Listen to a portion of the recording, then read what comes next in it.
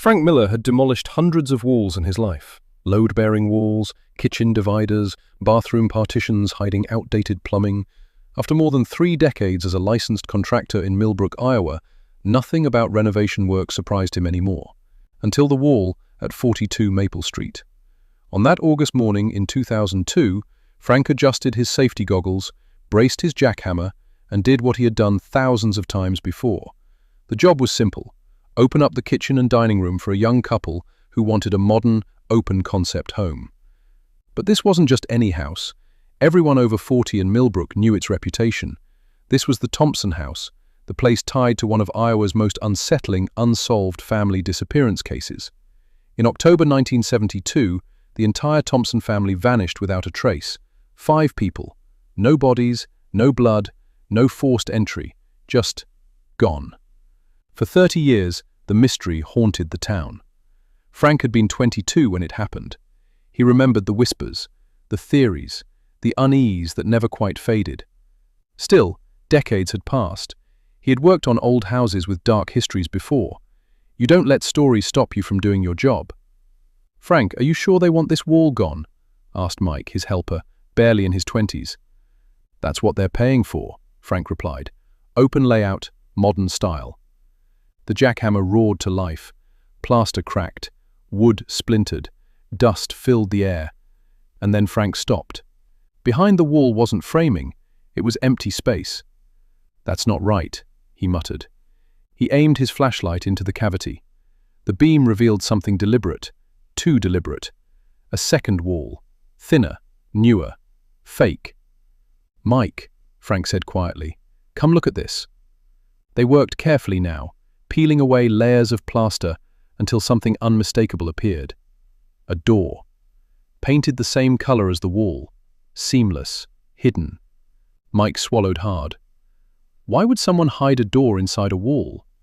Frank had renovated enough historic homes to know people hid valuables, sometimes even panic rooms. But this door didn't feel like any of that. The lock was old, 1970s style, and rusted. It gave way easily. The moment Frank opened it, a wave of stale, suffocating air poured out. Behind the door, a narrow wooden staircase descending into darkness. "There's no basement on the plans," Frank said. He knew. He had checked. Against every instinct telling him to stop, he stepped down. The stairs creaked but held. At the bottom, his flashlight swept across a small room, and Frank Miller's entire body went cold. A table, 5 chairs, 5 skeletons. They sat upright, dressed in faded 1970s clothing, arranged as if frozen mid-meal. 2 adults, 3 children. Plates still on the table, rusted silverware in bony hands. One small skeleton wore what looked like a school uniform. Another had a necklace that still faintly reflected light. Mike screamed and bolted up the stairs. Frank stood frozen, unable to breathe, staring at a nightmare that had been sealed away for 3 decades. "Call the police," he finally whispered. Within minutes, the quiet street filled with sirens.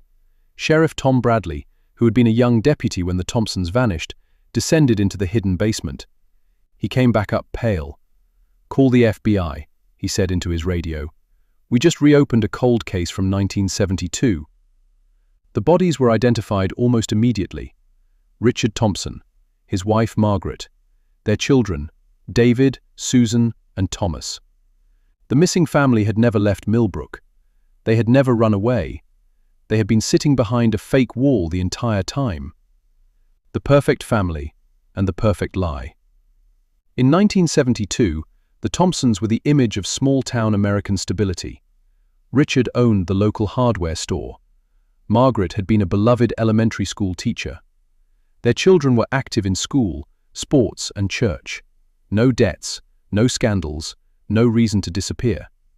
Yet when they failed to show up for church one Sunday, the town assumed the unthinkable, that they had chosen to leave. A handwritten letter was found. It claimed financial trouble, a need to start over. The sheriff at the time accepted it. The investigation ended almost as soon as it began. But one person never believed it.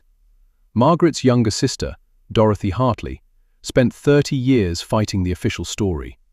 She wrote letters, pressured sheriffs, hired a private investigator, built one of the earliest missing persons websites in the 1990s. Everyone told her to let it go. She refused. And in 2002, the truth finally surfaced, because a contractor tore down the wrong wall. Greed, inheritance, and a brother's rage. As forensic teams worked the scene, investigators began pulling at threads left untouched for decades. One name surfaced immediately: Robert Thompson, Richard's younger brother. In 1970, their father had left Richard a valuable 40-acre parcel of land. Robert never forgave him. In 1972, it was just farmland. By the 1980s, it became prime commercial real estate. Robert eventually inherited it after the Thompsons were declared legally dead. He sold it. Years later, developers paid millions. The FBI's cold case unit uncovered arsenic in all 5 bodies. The suicide letter? Forged. The basement? Built hastily after the murders. And then, Robert's longtime friend broke. Harold Bennett, a man destroyed by alcoholism and guilt, confessed everything: the poison, the dinner, the children. 30 years of silence ended in one devastating statement. Robert was arrested in 2002. The trial shocked the nation.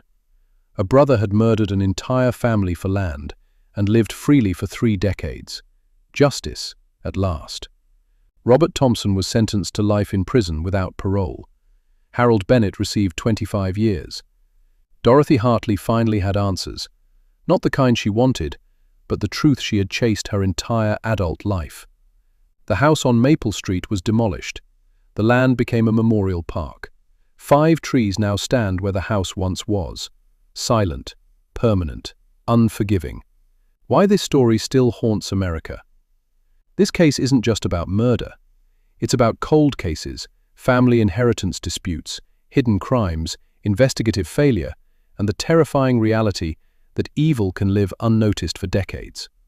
It's a reminder that walls can hide more than rooms. Sometimes they hide the truth. And sometimes all it takes to uncover it is one contractor and one swing of a jackhammer.